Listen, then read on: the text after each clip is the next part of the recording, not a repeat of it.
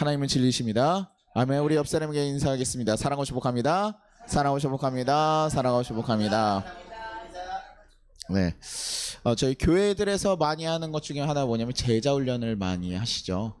지금 아마 모든 교회들이 사실 제자 훈련이 없는 교회는 없어요. 조금 뭐 송모임, 그 순장의 모임 뭐 이렇게 해서 다 좀 다르기는 한데요. 그 교파에 따라 약간 다르긴 하지만 제자 훈련을 도입하고 막 이렇게 시도한 것이 우리 교회가 뭐 예전부터 있었던 일은 아닙니다.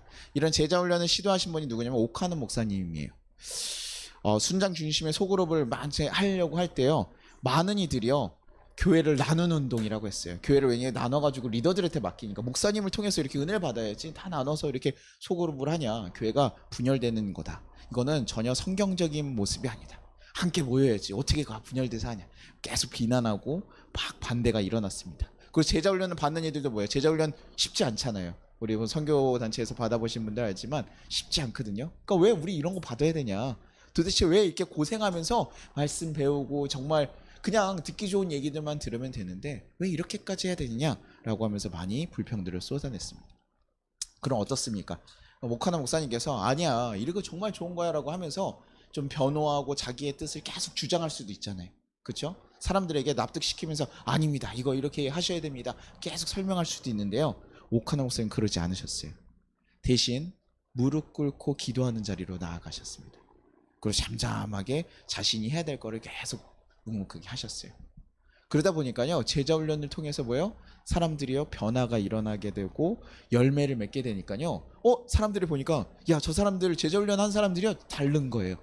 그러니까 한국교회에 많은 이들이 우리나라 우리 목사님들, 우리나라 약간 목사님들 특징 중에 하나가 뭐냐면 괜찮아 보이는 거 있으면 빨리 사용하거든요. 괜찮은 거예요. 열매가 있으니까 야, 저거 괜찮다, 다들 갑자기 바뀐 거죠. 그럼 한국교회에 많은 영향을 주는 운동으로 자리매김하게 됩니다. 단순히 오카는 목사님이 그 제자훈련을 열심히 했던 열심만이 아니라 그 많은 오해 가운데서도 하나님 앞에 엎드려서 기도하고 하나님께서 주신 마음 가지고 묵묵하게 넣어갔던 것이 하나님께서 도우셔서 열매 맺게 하셨다고 바라봐요. 세상에 열심히 한 사람들이 굉장히 많거든요. 좋은 시스템을 만든 사람도 많아요. 그런데 하나님께서 허락하시지 않으면요, 그 어떤 것도 자리 잡을 수 없습니다. 다 사라져버려요. 하나님께서 사용하셔야 그것이 열매를 맺고 그것이 하나님의 역사로서 하나님의 일에 동참할 수 있게 되는 것이죠. 그 모습들, 이런 모습들을 보면서 이런 생각이 듭니다. 그러면 도대체 하나님께서는 누구를 위해서 일어나시는가? 누구를 위해서는 도우시고 누구의 것은 돕지 않는가? 하나님은 저의 것은 돕습니까, 안 돕습니까? 도우시죠. 우리가 지금 이렇게 만나고 가는 거요, 뭐 크기와 뭐 어떤 큰 역사와 뭐 이런 거 아니에요. 저희가 뭐 어디 뭐 큰 데다 교회를 짓고 막 이런 거에 그런 것이 있지 않아요. 하나님께서 도우시냐느냐, 하나님의 생명을 정말 살리는 일이 있느냐. 근데 저도 그렇다고 얘기하고 싶지만 아닐 수도 있잖아요. 그렇죠? 고민이 되잖아요. 그렇죠? 네. 그러면서 좀 하나님께서 정말 돕는 이가 됐으면 좋겠다, 내가 하나님의 그 일하심 가운데 있었으면 좋겠다. 우리 모두는 사실 하나님의 도우심을 기대합니다. 여러분 하나님 돕기 기대하시잖아요. 저도 기대해요.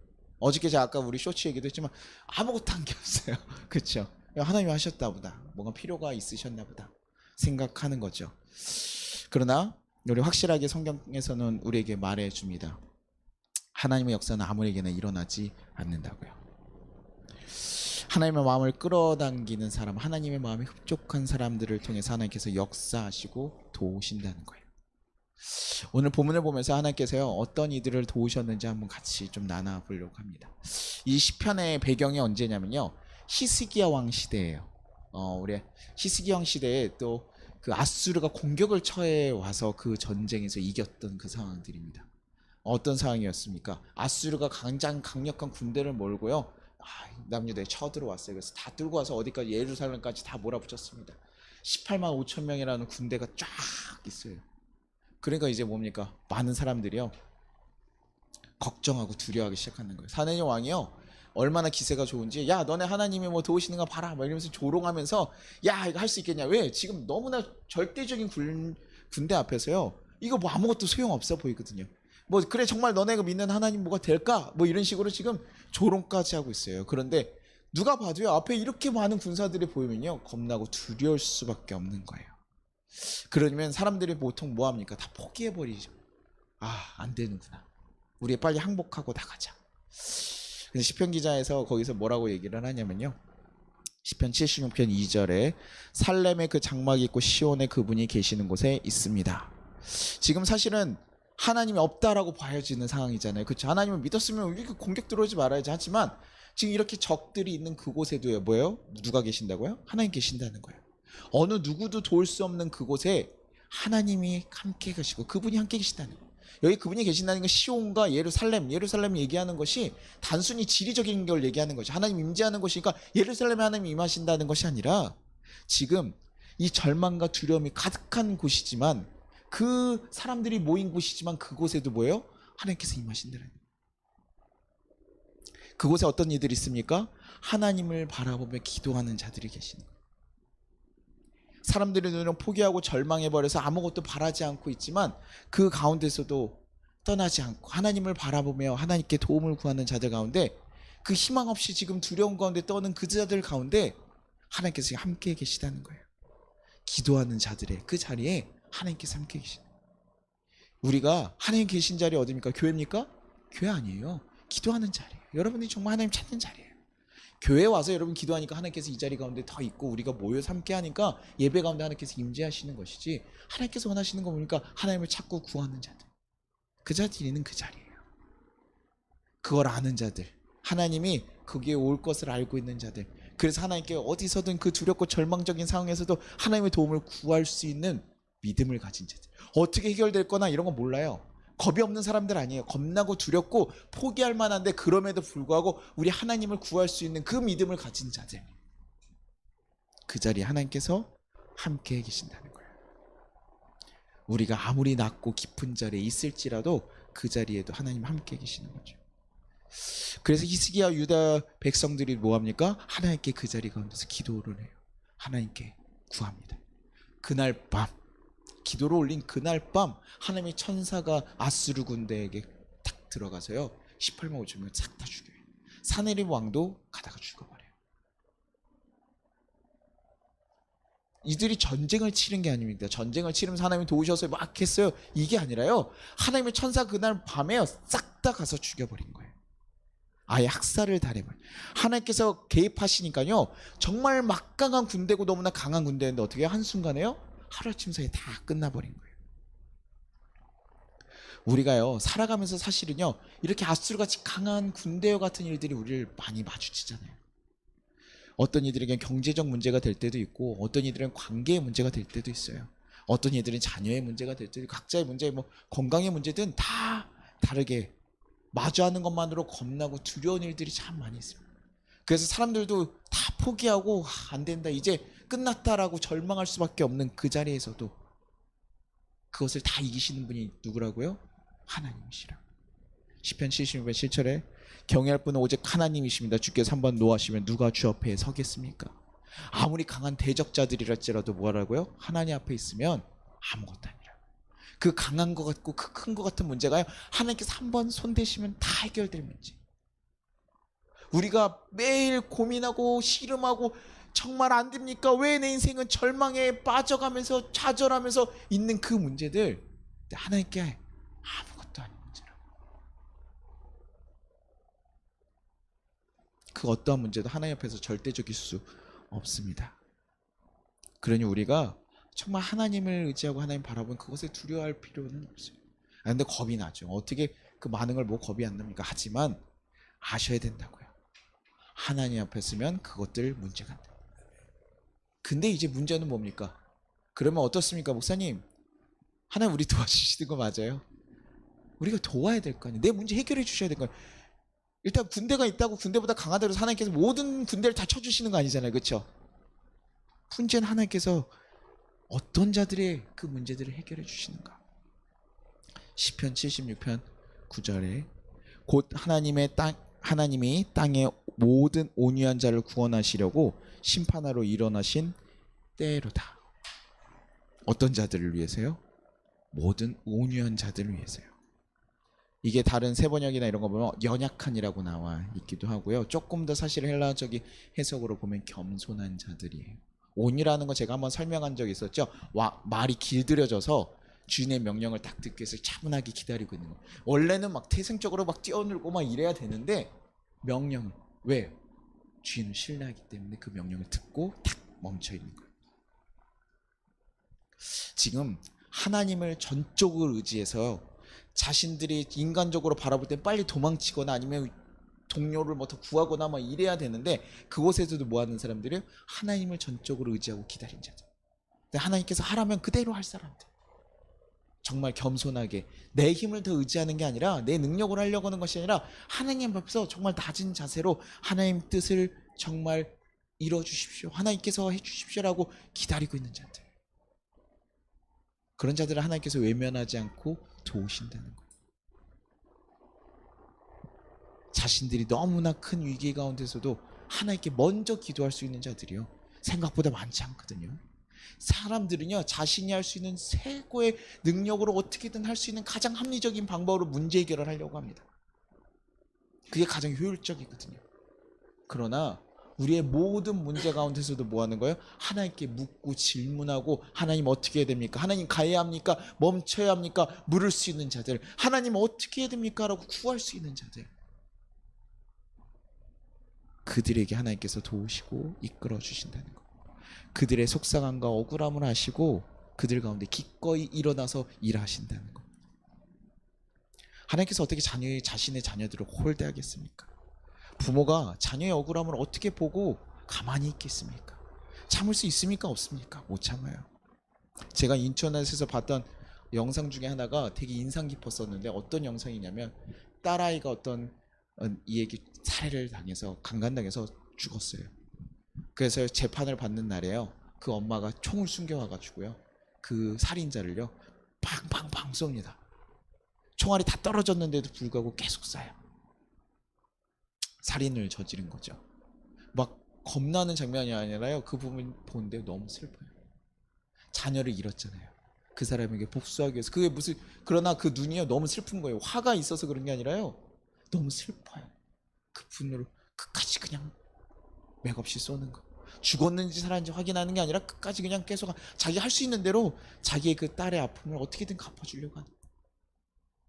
결국 그걸로 살인죄로 들어갔다가 금방 또 나오기는 했지만 뭐 그분에게 자녀를 잃은 그 아픔을 어떻게 회복이 되겠습니까? 그거 본데요 너무나 마음이 아픈 거죠. 하나님께서요 우리가 힘들고 어렵고 하는 마음을요 결코 외면하고 모르고 계시지 않는다는 거예요. 여러분이 억울하고 여러분이 속상한 것을 하나님께서 동일하게 아시고 부모가 자녀를 잃은 것처럼 같이 슬퍼하시며 아파하시며 애통하고 계시다는 겁니다. 그러니 지금 하나님 백성들이 아수르 그 큰 군대에게 조롱당하고 핍박당할 때 어떻게 가만히 있을 수 있겠습니까? 하나님께서 일어나신 이유예요. 그들의 자녀 때문에. 공의 때문이 아니라 저는 하나님의 사랑 때문에 일어나 그들을 쳤다라고 봐요. 하나님 저주했으니까 일어난 거 아닙니까? 아니요. 하나님이 뭐 저주한 사람이 없습니까? 뭐 자기 멋대로 살아간 사람은 없습니까? 그런데 하나님을 사랑하는 자들 때문에 그랬다. 하나님의 뜻을 구하고 겸손하게 하나님만 바라보고 있는 하나님의 백성들을 보니까 하나님께서 움직이지 않을 수가 없는 거죠. 오카노 목사님도 앞에 얘기했던 것은 억울하잖아요. 속상하잖아요. 해명하고 싶잖아요. 그런데 잠잠히 기다리고 하나님의 뜻을 구하는 거. 오해를 어떻게든 종식시키려고 했다면요 아마 불가능했을 거예요. 그러나 하나님 앞에 구했더니 하나님께서 선하게 하나님의 방식대로 해결해 주신 것이죠. 전 지금까지 걸어오면서요 목사님들 보면요 그 목사님들의 삶이 보통 그래요. 자신의 입을 다물고 하나님을 구하고 하나님께 신뢰함을 보여드리는 이들, 그들의 삶을 하나님께서 집요하게 도우신다는 거예요. 하나님 뜻대로 가겠습니다. 하나님 말씀하시면 내 생각대로 되지 않다도 멈추겠습니다. 그래서 사실 되게 좋은 기회가 있을 때도요 목사님들이 딱 멈춰요. 기도 들었지 않았다고. 제가 예전에 처음 사역자 갔는데요 우리 옆에 있는 동료가요 나는 하나님께서 나에게 콜링하지 않으면 나는 사역지를 옮기지 않는데요. 제가 그때 저는 처음 신앙에가 지금 굉장히 계산적인 살기 위해 생존을 위해서 지금 사역을 하나의 일과같이 생각하고 있을 텐데 그때 제가 보니까 말도 안 되는 거예요. 무슨 소리야? 하나님께서 얘기 안 해주시면 어떡하려고? 다음 사역질에 가야지. 하나님께서 말씀하시면 움직이지 않는데 참 미련하게 봤어요. 저는 저희 가족들을 책임져야 될 게 집을 주고 이런 월급이 어느 정도 맞아야 생활이 가능하기 때문에 그걸 찾았거든요. 뭐 그게 나쁜 건 아닌데 그런 믿음을 가지고 걸어가는 자들 있더라고요. 그래서 좋은 기회가 왔는데도요, 큰 교회에서 오라고 했는데도 아니야, 나 안 할 거야. 하나님께서 하지 말래. 그래서 그런 거 걷어차는 목사님들이 계셔요. 그래서 작은 교회 개척해도 난 괜찮아. 아니, 하나님 주셨는데 왜 안 받아요? 이렇게 큰 교회 주셨는데 왜 안 받아요? 뭐 이런 얘기를 했음에도 하나님이 원하시지 않는 것 같아. 하나님께서 내가 얘기하시잖아. 그러니 내가 아무리 좋은 상황이 열려도 하나님께서 얘기하지 않으면 멈출 거야. 그러니 하나님께서 그걸 기뻐하시겠어요? 안 기뻐하시겠어요? 얘는 내가 얘기하지 않아 안 움직여. 그러니까요, 하나님께서 그에게 가장 필요한 자리에 옮겨주시더라고요. 우리가 세상적으로 볼 땐 가장 좋은 자리는 뭡니까? 크고 돈 많이 받고 유명한 데지만 하나님께서 바라보시는 우리를 가장 잘 알기 때문에 우리가 가장 좋은 곳으로 하나님께서 인도해 가실 거예요. 이것이 세상에서 보기는요, 너무나 의지 없어 보이고 연약해 보이고 약해 보입니다. 생각도 없어 보이는 거죠. 그러나 하나님은 그들을 도우신다. 그래서 그리스도인의 삶은 약간 달라요. 다르게 걸어가는 거예요. 그리고 우리는 아는 거죠. 이 세상 어떤 것보다 가장 강하신 하나님이 말씀하신 대로 따라가는 게 가장 안전하고 좋은 길이라는 걸 우리는 알고 있는 거예요. 그리고 그분이 말씀하신 걸 따라갈 때 우리가 가장 잘 될 거 아니에요. 그러니 그분에게 기다리고 그분에게 맡기고 기다리는 거. 그게 가장 큰 무기죠. 온유하고 겸손한 자들의 가장 큰 무기가 바로 그 하나님을 구할 수 있는 것, 하나님을 찾을 수 있는 것. 하나님께서 그들을 절대 외면하지 않을 거기 때문에. 그런데 하나님께서 그런 자들을 돕습니다. 근데 우리는 꼭 그런 게 있어요. 우리가 화장실을 들어갔다가 나오는 마음이 다르다고요. 하나님께서 도우시면 어떻게 해야 됩니까? 잘 살아야 되잖아요. 전 저희 어머니를 보면서 많이 봤어요. 하나님께 이렇게 기도하면서 구해요. 하나님 뜻대로 잘 살겠습니다 고백했는데요, 잘 살게 해주셨어. 그럼 뭐 합니까? 이제 돈이 생기고 여유가 생기면 사람이 항상 뭘 해요? 딴 데를 봐요. 그래서 다른 거 이렇게 열심히 안 해요. 또 그렇게 안 하고 돈 버는 데 하고 자꾸 그래요. 그러면 또 하나님께서 재적을 또 한번 막아. 그럼 또 어떻게 합니까? 죽겠으니까 가서 하나님 다시 살려주십시오. 딱. 그러면 또 어떻게 됩니까? 또 하나님께서 도우셔요. 도우셔서 또 살만해지면 또 어떻게 합니까? 사람이 그렇게 쉽게 안 바뀌거든요. 그래서 다시 또 한번 세상으로 나가요. 그러면 또 다시 힘들어지고. 그래서 계속 그것이 반복되는 게 저희 가정의 삶이었어요. 그래서 저희 어머니 항상 얘기하는, 많은 사람들이 우리 가정에 물질권이 있대. 근데 물질권을 누릴 적이 없었어. 계속 나갔다 들어왔다 나갔다 들어왔다 나갔다 들어왔다. 조금 4일만 하면 자꾸 없어져요. 그래서 자꾸 없어지는 거예요. 어머니를 통해서 많이 배웠어요. 그러고 나서 어머니가 나중에 한 10년 정도 그러시니까요, 깨닫더라. 야, 내가 하나님 앞에 잘 못 붙어 있어서 그래. 하나님 앞에 못 붙어 있어서 그래. 나중에 이제 정말 신앙이 다 커지시니까요, 그 다음엔요 다 포기하시더라고요. 다 내려놓으시더라고요. 하나님 붙잡고 있으니까 그 다음부터 뭐합니까? 돈이 그렇다고 해서 이렇게 늘었냐? 그러잖아요. 제가 보니까 더 힘들어진 것 같아가지고, 야, 인생 큰일 난 것 같다 이렇게 생각이 들 때도 있었거든요. 근데 어머니는 편안하신 거예요. 평안을 가지고 오더라고요.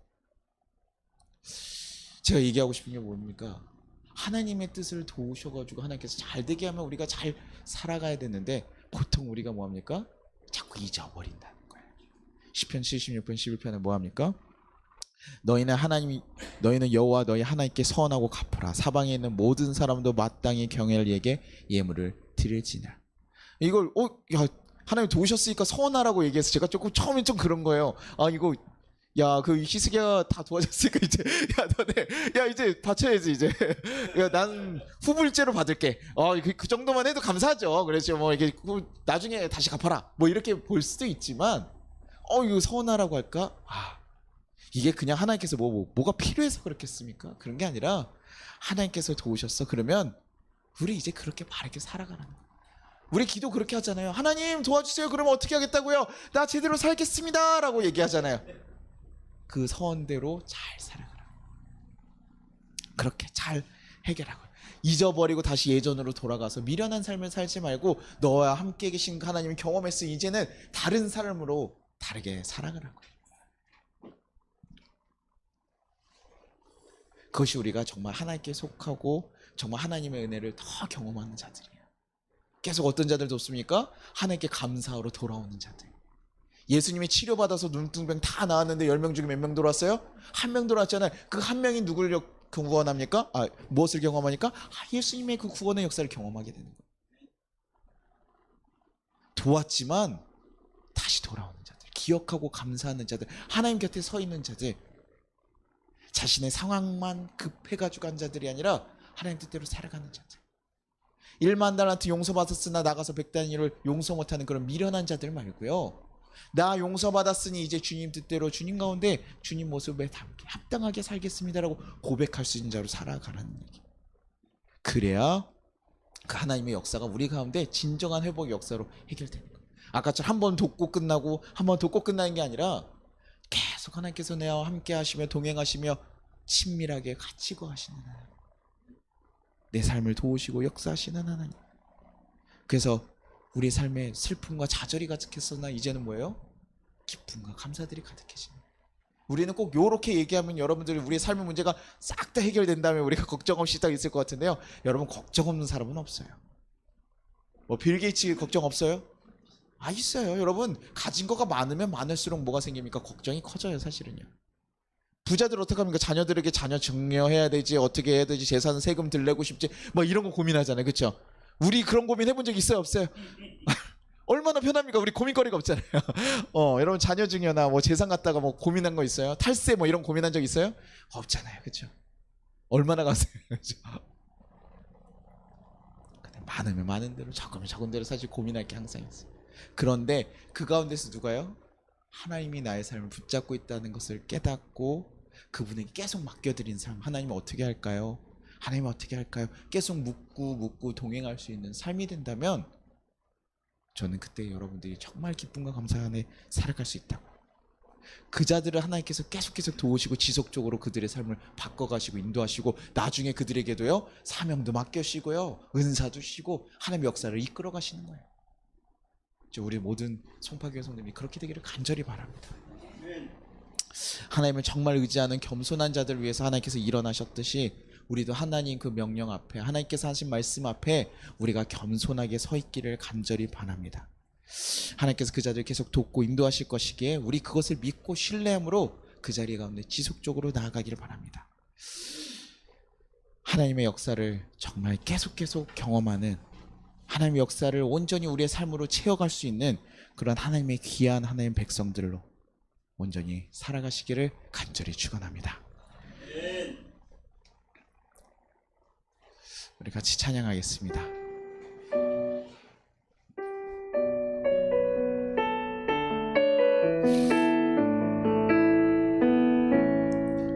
전능하신 나의 주 하나님은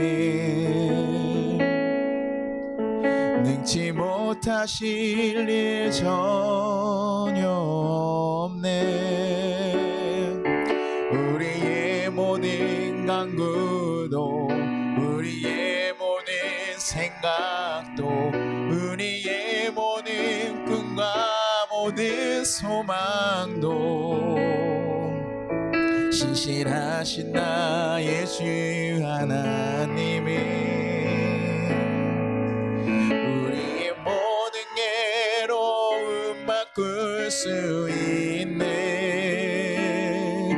불가능한 일 행하시고 죽은 자를 일으키시니 그를 이길 자 아무도 없네. 주의 말씀 의지하여 깊은 곳에 금을 던져 오늘 그가 놀라운 일을 이루시는 것 보라.